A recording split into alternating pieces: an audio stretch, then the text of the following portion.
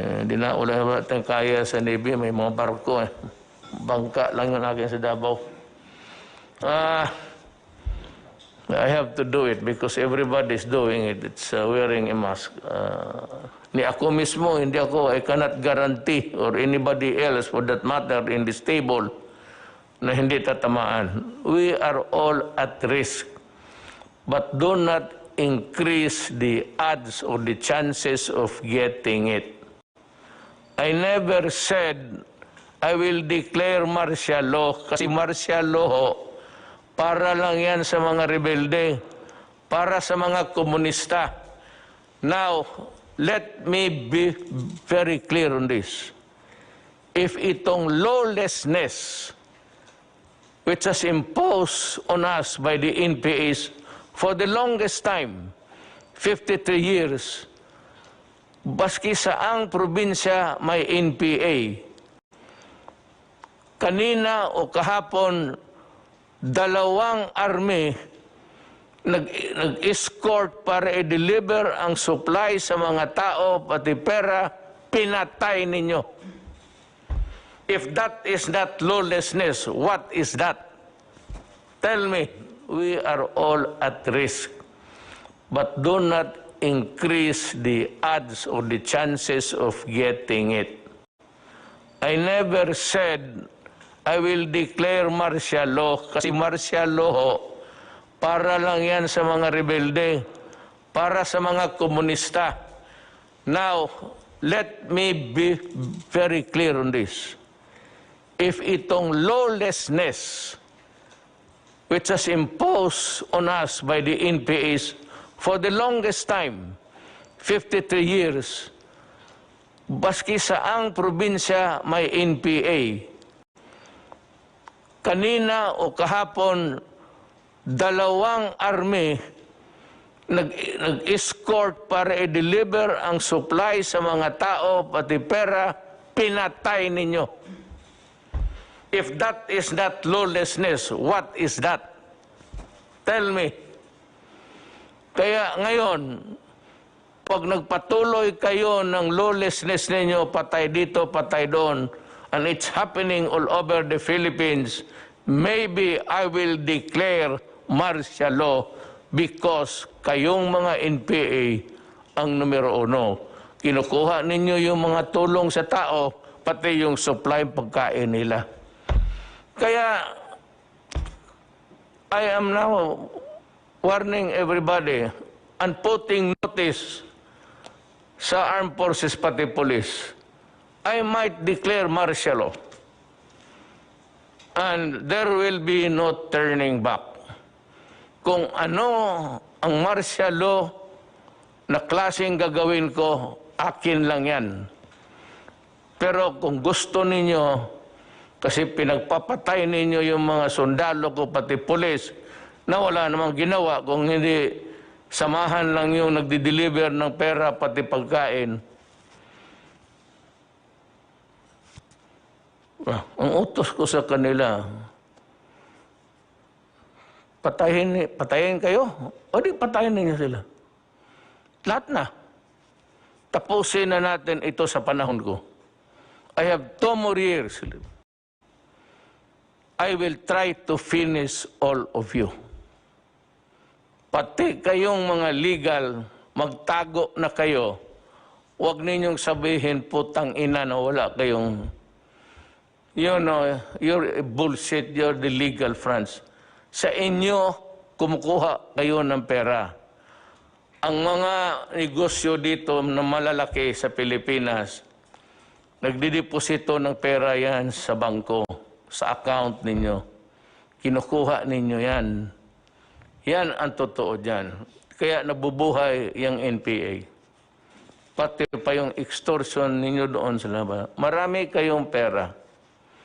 Alam mo, ang gobyerno ayaw niyan. Government is very jealous.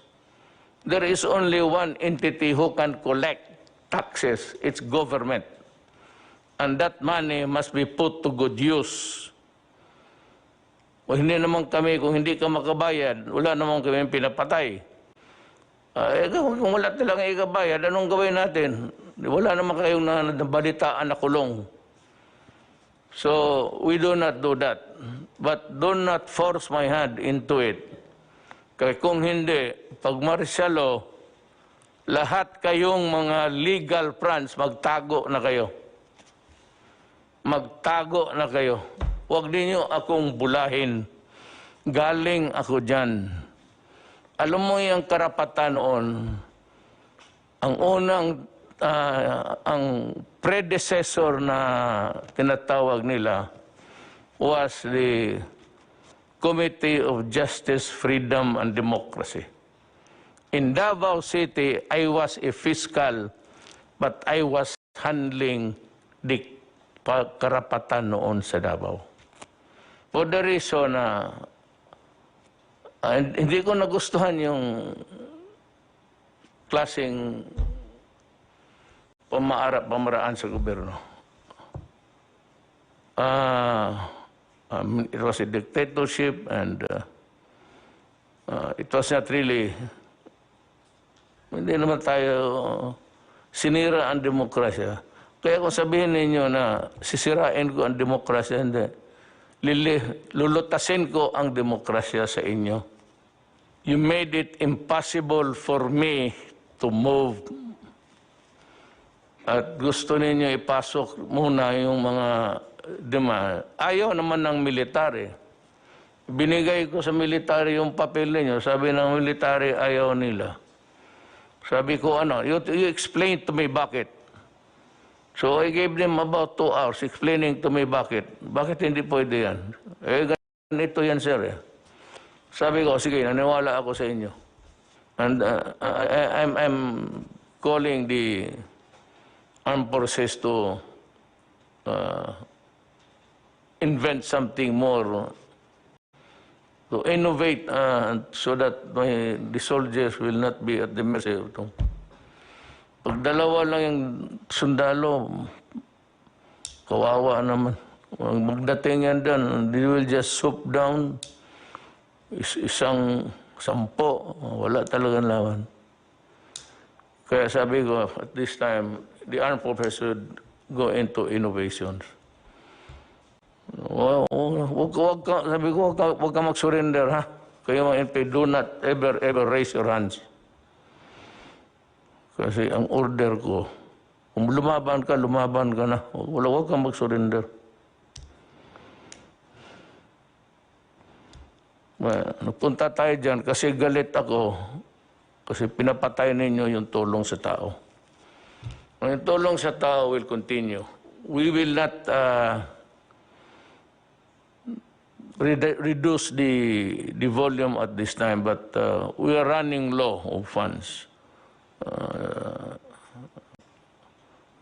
Secretary Dominguez might want to tell us what he is doing and planning to do so that we can have the level of the money supply so that we can maintain our assistance to everybody.